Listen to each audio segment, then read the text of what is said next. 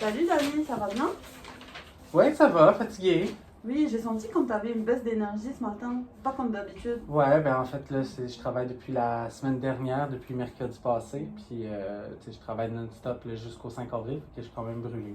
Tu vas travailler non-stop jusqu'au 5 avril. Ouais, c'est ça, je travaille de nuit, fait que je termine à 7h30 le matin. Puis, il faut que je me dépêche pour me présenter ici. Puis là, tu sais, avec les journées longues qu'on a, c'est pas évident. Là. Oui, je vois, c'est pas du tout évident, mais est-ce que tu auras des week-ends quand même? Non, en fait, c'est que la situation, c'est que dans le fond, ma collègue de travail, elle voulait prendre congé, prendre 2 semaines de vacances au mois d'avril. Puis à cause que je m'en vais en stage, elle n'a pas pu partir en vacances. Fait que l'entente que j'ai eue avec elle, un peu forcée, mais j'ai dû, dans le fond, accepter qu'elle parte en vacances tout de suite pour que je travaille non-stop pendant qu'elle est en vacances, pour pas qu'elle soit pénalisée au mois d'avril.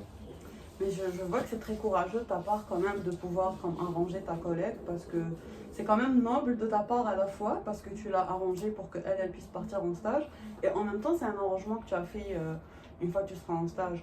Puis après le 5 avril, comment tu vas travailler? Ben là, c'est sûr avec ma directrice, on a diminué. Mais dans le fond, toutes mes journées de stage que je travaille, que je suis en stage, je ne travaillerai pas. Mais tu sais, c'est quand même des horaires assez chargés. Là.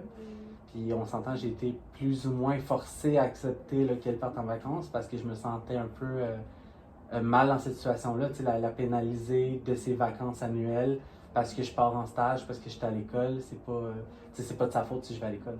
Oui, je sens qu'il y a comme une petite frustration, mais tu sais, on doit trouver toujours des arrangements avec nos collègues. Puis le travail aussi, c'est un engagement. Donc, comme tu dois faire les deux en même temps, puis s'organiser entre les deux, c'est pas vraiment facile, je comprends. Mais tu sais, je sais très bien que tu vas bien t'en sortir parce qu'en même temps, tu aimes ce que tu fais quand tu me racontes tes journées de travail. Puis ça te permet aussi de réviser pour l'école.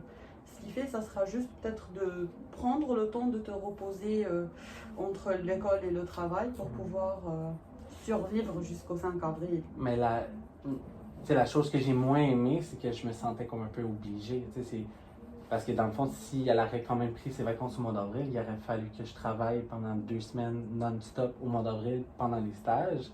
Fait que, tu sais, c'était pas logique. Puis en même temps, tu sais, je pouvais pas non plus mettre mon équipe un peu dans la merde là, si j'avais pas accepté parce que on s'entend avec la pandémie, tout ça, le coupure de personnel, ça se sent partout. Fait que, tu sais, les personnes qui travaillent dans le milieu là, de la santé, on sent comme une certaine pression d'obligation là, au milieu du travail. Je comprends, donc je vois que tu es obligé de travailler non-stop si l'autre personne prend un congé.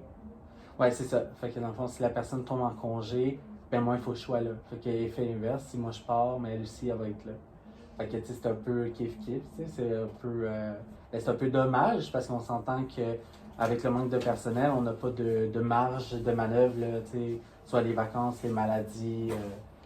Est-ce que vous avez discuté, toi et ta collègue, avec comme le gestionnaire par rapport à une possibilité peut-être d'embauche ou d'avoir une personne qui travaille sur appel? Ça peut alléger vos horaires, vous deux, parce que même toi, quand tu seras en congé, elle sera forcée de travailler aussi non-stop. Mais en fait, c'est que, tu sais, quand on travaille dans un établissement privé, c'est pas comme au public. Fait au public, qu'est-ce qui arrive, c'est qu'il y a des listes d'appels. Mais au privé, c'est plus touché. Là. On s'entend que les listes d'appels, il faut faire affaire avec une agence. Quand on fait affaire avec une agence, c'est à peu près le double et le triple de notre salaire. Fait que, tu sais, est-ce que l'établissement est prêt autant à vouloir investir pour une équipe là, externe? C'est pas. C'est à évaluer, mais je pense pas que ça serait dans la possibilité. Je vois, je comprends Dani parfaitement. Puis tu sais, on peut toujours se voir puis discuter quand tu te sens comme fatigué ou brûlé. Tu peux venir me voir, on va prendre un café et discuter sur le travail, sur nos journées de stage pour s'organiser. Ça va peut-être t'aider. Mais merci. Je t'en prie. C'est juste 7 minutes, ma chérie. C'est supposé être 7 minutes.